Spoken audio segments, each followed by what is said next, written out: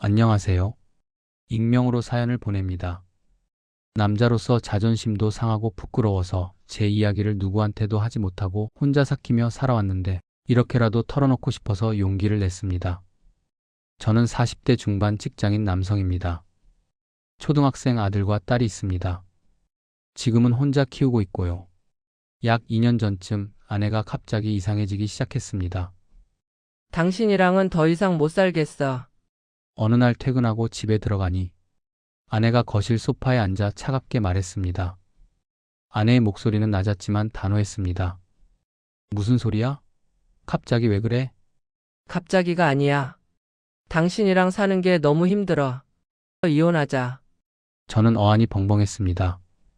싸운 것도 아니고 특별히 문제가 있었던 것도 아닌데 갑자기 이혼을 하자니요. 대체 내가 뭘 잘못했는데? 말을 해봐. 당신은 너무 무관심해.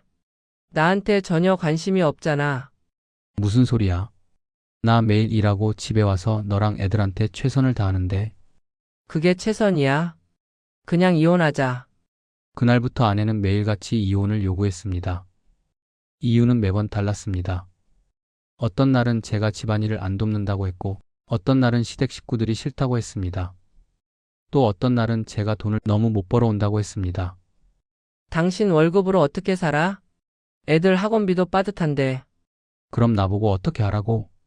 나도 최선을 다해서 일하는 건데. 최선?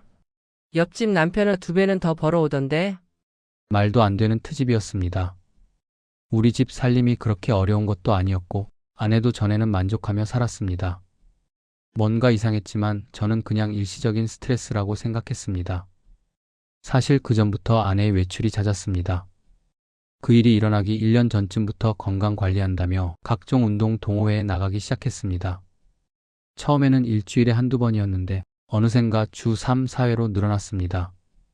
친구들 만난다고 동호회 회식이라고 저녁 늦게까지 밖에 있는 날이 많아졌습니다. 하지만 저는 아내를 완전히 믿고 있었습니다. 결혼 15년 동안 단 한 번도 의심해 본 적이 없었거든요. 운동도 하고 친구들도 만나고 그럴 수도 있지. 집에만 있으면 답답하니까 싶었습니다. 그래도 아내가 활기차 보여서 좋다고도 생각했습니다. 그런데 그 이후로 아내는 가정과 양육에 점점 소홀해지는 게 느껴졌고, 대화를 나누어도 정신은 딴 데 가 있는 사람처럼 동문서답을 하거나 집에 있을 땐 핸드폰만 보고 있을 때도 많았습니다. 그래서 답답한 마음에 다툼도 잦아졌었죠. 부부관계도 전혀 없었고요. 저는 점점 불안했습니다. 아내의 행동이 더 이상해졌거든요. 아내가 밤늦게 들어오는 날이 더 잦아졌습니다. 어디 갔다 와? 벌써 11시야. 동호회 사람들이랑 저녁 먹고 왔어. 왜? 나도 내 인생 좀 살면 안 돼? 그게 아니라 요즘 너무 자주 나가는 것 같아서. 당신은 매일 회식한다고 늦게 들어오면서 나한테는 왜 이래? 애들도 이제 다 컸으니까 나도 좀 즐겁게 살 권리가 있잖아.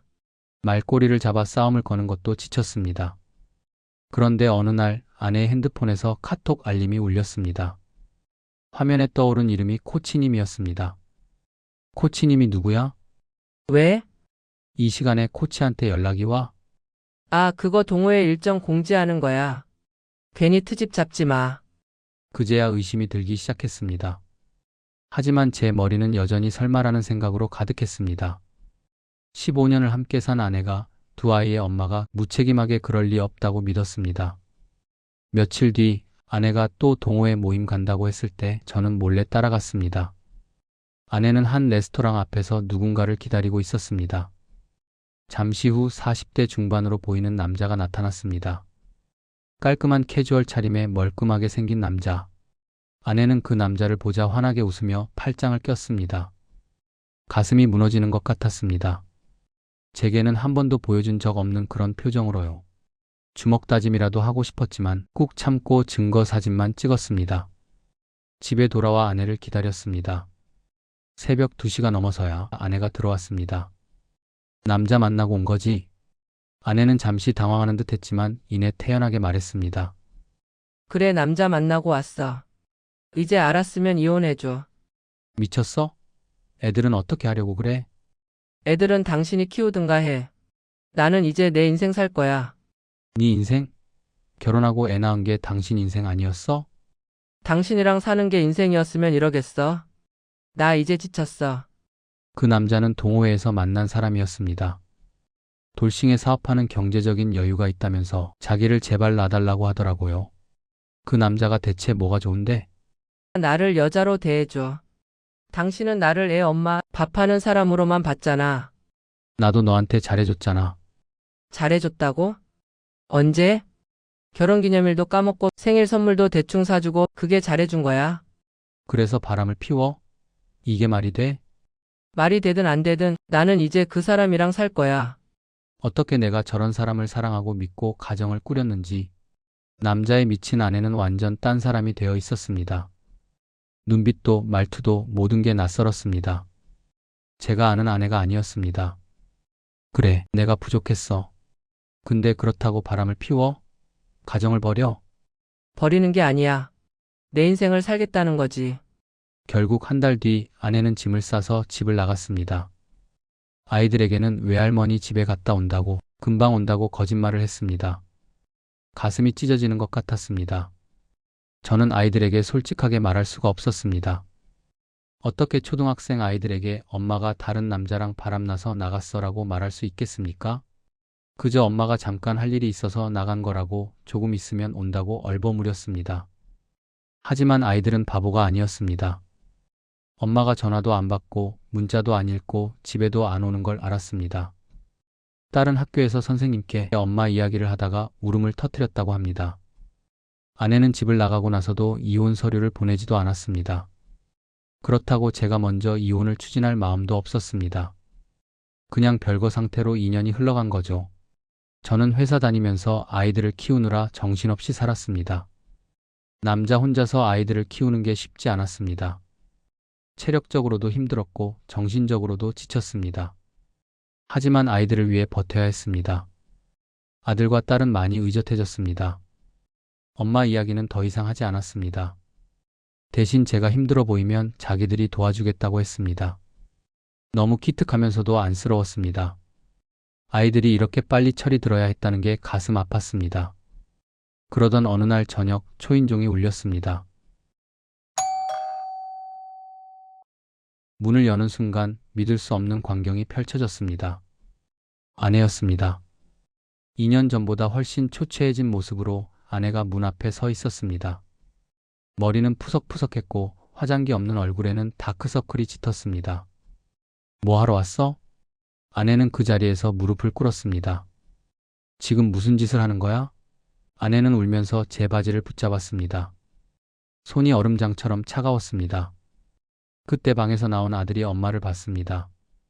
아내가 아들에게 달려가려 했지만 아들은 뒤로 물러섰습니다. 아들은 엄마에게 지금 와서 미안하면 다냐고 아빠가 얼마나 힘들었는지 아냐고 소리쳤습니다. 아들의 입에서 나온 말이라고는 믿기지 않았습니다. 딸도 방에서 나왔습니다. 딸은 엄마를 보더니 울음을 터뜨렸습니다. 하지만 엄마에게 다가가지 않았습니다. 그저 제 뒤에 숨어서 울기만 했습니다. 나가줘. 더 이상 여기 올 필요 없어. 아내는 계속 울며 빌었습니다. 하지만 저는 마음이 움직이지 않았습니다. 2년 동안 연락 한 번 안 하고 애들 궁금하지도 않았던 사람이 지금 와서 뭘 바라는 거야. 이제 그만 가줘. 애들한테 더 이상 상처 주지 마. 아내는 아이들이라도 만날 수 있게 해달라고 빌더라고요. 그건 애들이 결정할 일이야. 저는 문을 닫았습니다. 복도에서 들리는 아내의 울음소리를 뒤로 하고 저는 아이들을 안아주었습니다. 아내는 그 뒤로도 몇 번 더 찾아왔습니다. 매번 무릎 꿇고 빌었지만 저는 쉽게 답을 내릴 수가 없었습니다. 그런데 요즘 들어 아이들이 엄마를 찾기 시작했습니다.